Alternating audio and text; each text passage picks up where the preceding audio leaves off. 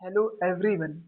जैसे कि अपन लोगों ने अभी तक ये पढ़ा है कि जो संविधान है उसको बनाने में कितना how much time they took to form the constitution that we have today, और उसके फीचर्स क्या क्या थे, और जो कॉन्स्टिट्यूशन असेंबली थी, उनके फाउंडर जो थे, उनके जो ड्राफ्ट कॉन्स्टिट्यूशन को बन रहा था वो उनके कौन चेयरमैन थे, और जो कॉन्स्टिट्यूशन असेंबली यानी जो संविधानिक सभा थी हमारे यहाँ प्री इंडिपेंडेंस के टाइम पे, उसमें मेंबर सदस्य कौन कौन से थे, वो सब अपन लोगों ने कॉन्स्टिट्यूशन संविधान के जो कौन कौन से उद्देश्य था वो सब अपन लोगों ने प्रीवियस लेक्चर्स में 3 लेक्चर्स सिर्फ लगे इसको कवर करने में। तो आप लोगों का लेक्चर वो कवर करना है तो आप लोग प्रीवियस लेक्चर को प्लेलिस्ट में जा सकते हैं, वहां मिल जाएगी आपको। But before moving forward, what we have today in this lecture that आज हम लोग अपन लोग क्या पढ़ने वाले हैं कि जो प्रियम्बल होता है वो प्रियम्बल क्या होता है आखिर, और इसके फीचर्स क्या क्या होते हैं, ये सब अपन लोग इस लेक्चर्स में पढ़ने वाले हैं। सो चलिए लेक्चर का शुभारंभ करते हैं बिना किसी देरी के। तो जो हमारा प्रियम्बल होता है वो एक ऐसा होता है, ये हमारे क्या उद्देश्य, ये हमें ये बताता है कि ऐसे यानी कॉन्स्टिट्यूशन यानी जो संविधान हमारा है उसका एक सार देता है। सपोज कि अगर हमारे यहाँ कोई फॉरेन फॉरेनर आ रहा है, ऐसा टूरिस्ट आ रहा है, यानी वो बाहर से कहीं घूमने आ रहा है, तो अब उसको हमारे यहाँ आने से पहले कुछ रूल्स एंड रेगुलेशन की उसको पता होना चाहिए ना। जैसे कि कोई इंडियन से अगर बाहर जा रहा है, कोई फॉरेन कंट्रीज घूमने जा रहा है टूरिस्ट के फॉर्म में, तो उसको भी तो पता होना चाहिए कि वहाँ के भाई क्या रूल्स है, क्या रेगुलेशन है, क्या लॉस है। तो अब तभी अपन लोग वहाँ पे एक्सप्लोर कर पाएंगे किसी कंट्री को। तो सिमिलरली अगर कोई फॉरेनर हमारे यहाँ आ रहा है तो उसको भी पता होना चाहिए कि यहाँ के रूल्स क्या हैं, रेगुलेशंस क्या हैं, तब जाके वो। अब हमने पहले बताया कि जो हमारा जो कॉन्स्टिट्यूशन है, संविधान है, बहुत ही लेंथीएस्ट इन दी वर्ड है, रिटन कॉन्स्टिट्यूशन है, लिखित है। बट अब यहाँ कोई फॉरेनर्स आ रहा है हमारे इंडिया में घूमने, तो पूरा हमारी कॉपी कॉन्स्टिट्यूशन लेके थोड़ी बैठेगा। उसको सिंपल चाहिए कि ये यहाँ बेसिक रूल्स रखें, इनको फॉलो करके हम इंडिया को एक्सप्लोर कर सकते हैं, घूम सकते हैं, जहाँ मन है वहाँ घूम लेंगे। तो इसी कहते हैं जो संविधान का जो सार होता है, यानी कि एक शॉर्ट समरी होती है, प्रियम्बल।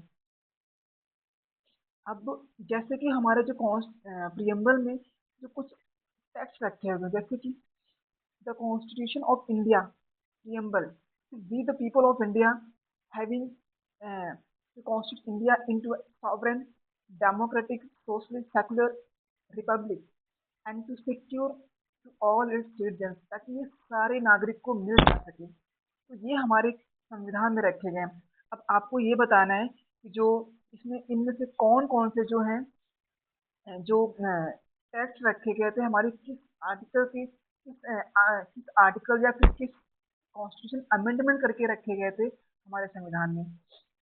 जैसे कि अब justice on what, justice social पे हो, इकोनॉमिक हो एंड पॉलिटिकल हो, यानी कि सबको सोशल लेवल पे सोसाइटी जुड़े हो रहे हैं उनको जस्टिस दिया जाए। एक जस्ट सोसाइटी हो, और इकोनॉमिक यानी कि सबको रेगुलर पे फॉर रेगुलर वर्क हो, एंड पॉलिटिकल और सबको रिप्रेजेंट करने का मौका मिले पॉलिटिक्स में। ये नहीं कि सिर्फ जो रेशल पीपल के पास हो वही सिर्फ चुनाव लड़ सके, नहीं। हमारे यहाँ एक लोअर डेमोक्रेसी यानी कि जो ग्रास रूट डेमोक्रेसी उसको स्टैब्लिश किया जाए, और वो हमारे यहाँ है भी इंडिया में।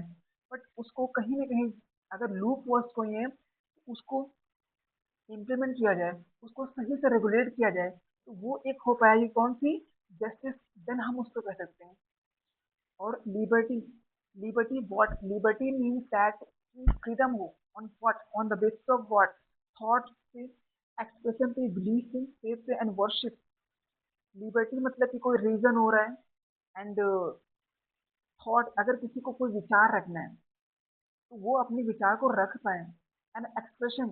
फॉर एग्जाम्पल आर्टिकल 20 में article 19 of the Indian constitution ये कहता है कि हमें right to freedom of expression है। तो हमें सबको, but with limitations, with some limitations है, यानी कि एक्सप्रेस करने तो हम कर पा रहे हैं, उसके साथ साथ क्या है हमारे पास, वो हम चीज को कुछ लिमिटेशंस के दायरे में रखे हैं ताकि किसी के दूसरे का राइट्स का वॉलेशन ना हो, एंड इक्वालिटी हो।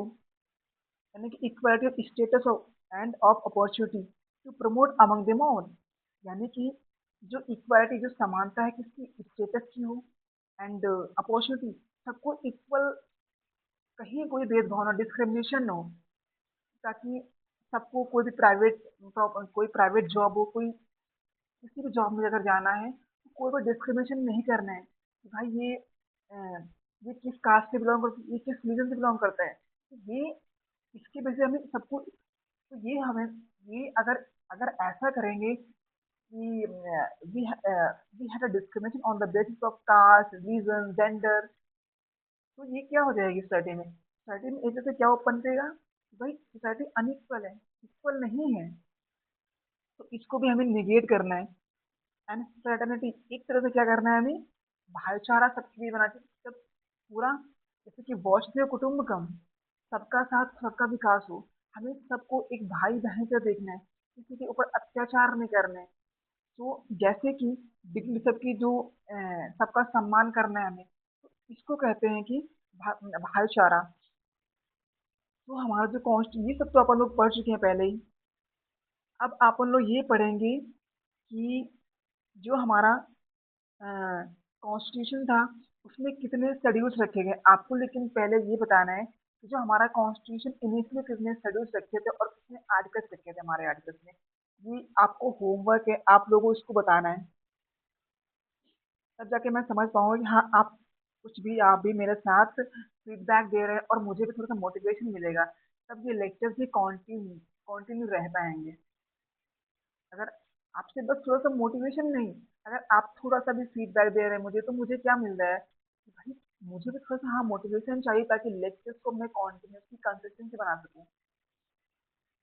तो जैसे कि आप उन लोगों ने ये पढ़ा था कि जो शेड्यूल्स, अब एट प्रेजेंट टाइम पे देखो तो हमारे जो कॉन्स्टिट्यूशन में टोटल 12 शेड्यूल्स हैं। वो वन बाय वन अपन लोग पढ़ेंगे। जैसे कि जो फर्स्ट शेड्यूल कहता है, फर्स्ट शेड्यूल ये कहता है कि name of states and union territories with territorial extent. ये आर्टिकल कौन सा रखा है, आर्टिकल 1 और 4 में रखा गया है। आर्टिकल 1 to 4 रखा गया है किसमें, जो यूनियन टेरिटरीज, एंड शेड्यूल कौन सा है, 4 है। एंड जो सेकंड शेड्यूल ये कहता है कि प्रोविजन, जैसे कुछ प्रोविजन रखे किसको, अलाउंसेस की, इमोलमेंट की, प्रेसिडेंट की एंड गवर्नेंस की, स्पीकर एंड सुप्रीम कोर्ट के, हाई कोर्ट के एंड कैट की, जजेस की एंड सीजीआई के, यहाँ पे इनकी कितनी सैलरी होगी, ये सब क्या होगा, ये सब रखा गया। और आर्टिकल्स ये रखे गए हैं। और अगर अपन लोग थर्ड शेड्यूल, थर्ड अनुसूची को देखें, तो अगर कोई भी कॉन्स्टिट्यूशनल पोस्ट है तो वो इसकी कोई सीएम हो गए, पीएम हो गए, जज हो गए, सीजीआई हो गए, तो इनको भी ओथ लेनी पड़ती है ना। तो वही ओथ के बारे में बताया गया है हमारे थर्ड शेड्यूल्स में। आर्टिकल्स ये डिस्कस किए गए हैं। और फोर्थ शेड्यूल्स में ये रखा गया allocation of seats in the Rajya Sabha to the state and union territories.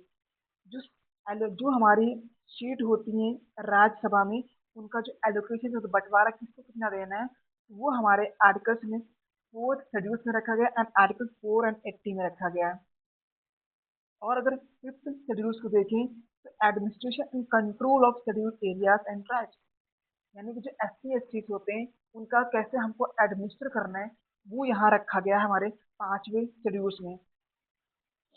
लेकिन अगर, और आर्टिकल हमारा है आर्टिकल 244, अनुच्छेद 244 है। बट अगर आगे अपन लोग सिक्स शेड्यूल्स को देखें, तो administration of tribal areas in Assam, Meghalaya, Tripura and Mizoram, article 244 and 275। मतलब कि ये जो हमारे आर्टिकल्स होते हैं बहुत ही इंपॉर्टेंट रहते हैं। फिफ्थ एंड सिक्स शेड्यूल, इनको आप लोग एक किसी दिन एक सेपरेट वीडियो लाएंगे, सेपरेट लेक्चर लाएंगे, ताकि इनको एक थोड़ी डिस्कस किया जा सके, एक अंडरस्टैंडिंग विद कॉन्सेप्चुअल क्लियरिटी। यहाँ तो आप लोग सिर्फ फैक्ट पढ़ रहे हैं। और जो हमारा सेवन शेड्यूल है, division of powers between the union and the state, यानी जो पावर्स का डिवीजन होगा किसके बीच, यूनियन एंड स्टेट के बीच। और जो अनुच्छेद है, अनुच्छेद 246 में रखा गया है। और जो एट शेड्यूल है, उसमें क्या रखा गया है कि जो लैंग्वेज है रिकॉग्नाइज्ड बाय द कॉन्स्टिट्यूशन, जैसे कि जो भी कोई लैंग्वेज होती है, जैसे कि हमारे यहाँ लैंग्वेज रखी गई है। हमारे यहाँ टोटल 22 क्लासिकल लैंग्वेज, 22 लैंग्वेज है, जिसके थ्रू अपन लोग कोई भी एग्जाम दे सकते हो, क्वालिफाई कोई भी एग्जाम में अप्लाई कर सकते हैं। तो वही जो लैंग्वेज तो जो जो इनिशियली पर थी वो 14 लैंग्वेज थी, बट अगर हम करंट करंट की बात करें तो 22 लैंग्वेज हो गई है टोटल। और आर्टिकल दिस एंड जो 9 शेड्यूल्स हैं उसमें क्या रखा गया है, जो भी कितने रिफॉर्म्स, लैंड रिफॉर्म्स को करना है, और कहीं कहीं क्या होता है कि abolition of zamindari system and other matters, और कोई भी स्टेट लेजिस्लेचर है एंड पार्लियामेंट है, उसको कोई मैटर आया है लैंड रिफॉर्म से रिलेटेड, तो वो सब आर्टिकल सॉरी शेड्यूल अनुसूची 9 में रखा गया है। एंड 10 शेड्यूल्स में ये रखा गया है, provision is related to the disqualification of the members of the parliament and state legislature on the ground of defection.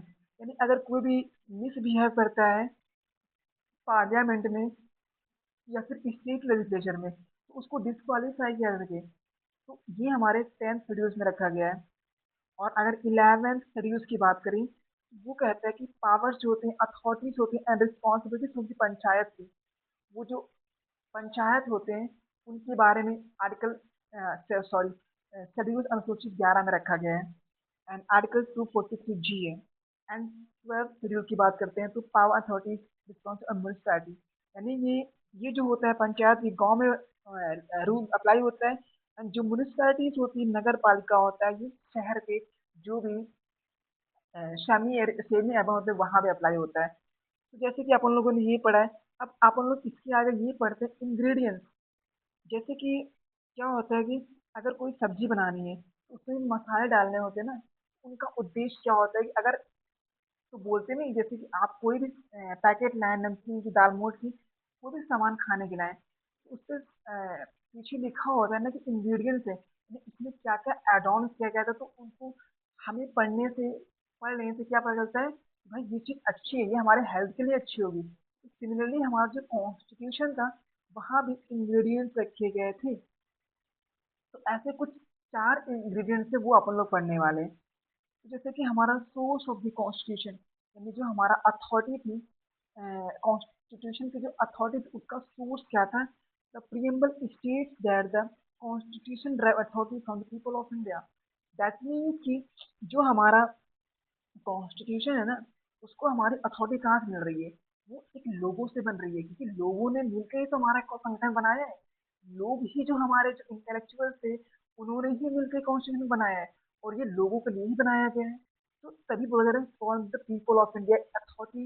ये सोर्स क्या हो गया अथॉरिटी का, ये लोगों के द्वारा, लोगों से ही मिल रही है अथॉरिटी की। एंड अपन लोग अगर नेचर ऑफ इंडियन स्टेट, अब ये जो इंडियन स्टेट का नेचर क्या होता है वो पढ़ेंगे। ये जो हमारे इंडिया को डिक्लेयर क्या करता है, सॉवरेन है, सोशलिस्ट है, सेकुलर है एंड डेमोक्रेटिक एंड रिपब्लिक है। इसका ये क्या हो गया, नेचर हो गया इंडियन स्टेट का, कि हम लोग क्या है, सोशलिस्ट हैं, सेकुलर हैं, वन गॉड को मानते हैं, and objective of the constitution. And third ingredient क्या था कि भाई हमारे जो कॉन्स्टिट्यूशन का उद्देश्य क्या है वो पढ़ने वाले हैं।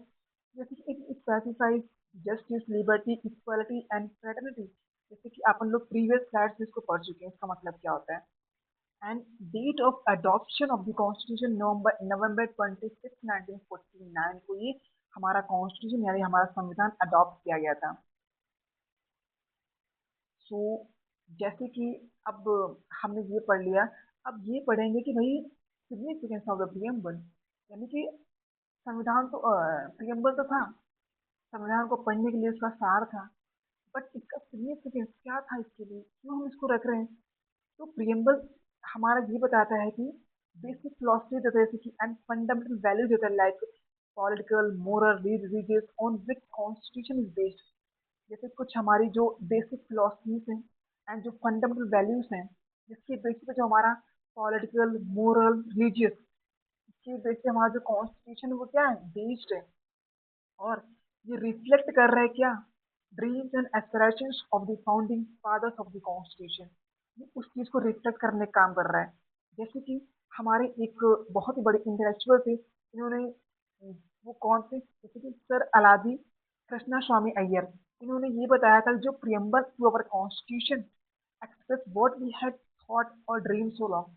हम लोगों ने ऐसे अपने संविधान को बना के रखा है जिस जिस लोग जिस चीज को हम लोग एक पूरा जिंदगी अपनी बिता दी, उस चीज को सोचा था, उस चीज को हम लोगों ने क्या सपना देखा था, लेकिन आज वो पूरा बन के तैयार हो गया है। तो ये इन्होंने बोला था। अब अब ये पढ़ेंगे कि भाई इसके ये बहुत ही डिबेटेबल क्वेश्चन है, डिबेटेबल इश्यू है बन गया है। बट अगर हम अपना पास्ट में देखें, ये बहुत ही प्रियम्बल के बारे में, कॉन्स्टिट्यूंट असेंबली के बारे में बहुत ही डिबेटेबल इश्यूज हैं। तो अब आप लोग ये पढ़ेंगे कुछ कुछ केसेस आए थे जो ये बताया था कि प्रियम्बल जो हमारा जो प्रियम्बल जो है कॉन्स्टिट्यूशन यानी संविधान का पार्ट है, हिस्सा है कि नहीं है। तो इसमें दो तीन केस है, वो आप लोग रीड करेंगे। जैसे कि एक केस आया था, जैसे कि बैरूबरी यूनियन केस आया था 1960 का। उसने ये कहा था कि उसके बेसिस पे जो हमारा ऑनरेबल सुप्रीम कोर्ट है, उन्होंने ये बोला था कि जो preamble is not part of the constitution, क्योंकि जो ये प्रियम्बल है ये हमारे कॉन्स्टिट्यूशन का पार्ट नहीं है। बट उसके अलावा भी एक जो केस आया था, वो केशव नंद भारती केस आया था 1973 में। इसमें ये इस केस के द्वारा ये बताया गया था कि जो इसका अर्लियर ओपिनियन था, जैसे कि पहला जो दारूबरी यूनियन केस था उसके बीच बताया गया था कि जो हमारा प्रियम्बल है वो हमारे कॉन्स्टिट्यूशन का पार्ट नहीं है। बट इसके बेसिस पे ये बताया गया था कि जो preamble is the part of the constitution, Kesavananda Bharati case, क्योंकि हमारा बताता है कि क्या बताता है कि भैया कुछ हमारे कॉन्स्टिट्यूशन में रखे गए हैं जो कि बेसिक स्ट्रक्चर कॉन्स्टिट्यूशन के हैं, उसको भी किसी को अमेंडमेंट नहीं कर सकता है। वो आप लोग एक प्रीवियस लेक्चर, एक सॉरी एक सेपरेट लेक्चर बनाएंगे, उससे आप लोग उस सारा कुछ स्टडी करने वाले हैं। तो अभी तक ये जान के रखिए कि जो केशवानंद भारती केस 1973 में आएगा, उसने ये बोला था कि जो प्रियम्बल है, उसने अर्लियर जो केस आया था बैरोबरी, उसको रिजेक्ट करके ये बताया गया था जो प्रियम्बल है वो हमारे कॉन्स्टिट्यूशन का पार्ट है। एंड उसके बाद एलाइसी ऑफ इंडिया केस आया 1995 के। उसमें भी उसमें भी जो हमारे ऑनरेबल सुप्रीम कोर्ट में है, उन्होंने ये उसको बताया कि अगेन है दैट उसने वैलिड मान लिया कि जो प्रियम्बल है वो एक integral part of the constitution है। दैट मीन्स कि प्रियम्बल जो है एक basic structure of the constitution बन के रह गया है, उसको अमेंडमेंट भी करना बहुत ही इम्पॉसिबल है। तो ये तीन मोटा मोटा देखें तो ये तीन केसेस आए थे जिन्होंने प्रियम्बल को पार्ट है कॉन्स्टिट्यूशन का कि नहीं है, वो ये बताए थे। अब अब आप इसको एक सीक्वेंस से पढ़ सकते हैं, जैसे कि ये केस आया था बैरूबरी 1960 में, एंड केशव भारती केस आया था 1973 में, एंड जो एलाइसिस इंडिया केस आया था वो 1995 में। ये एक सीक्वेंस में लगाने को भी आ सकता है एग्जाम में।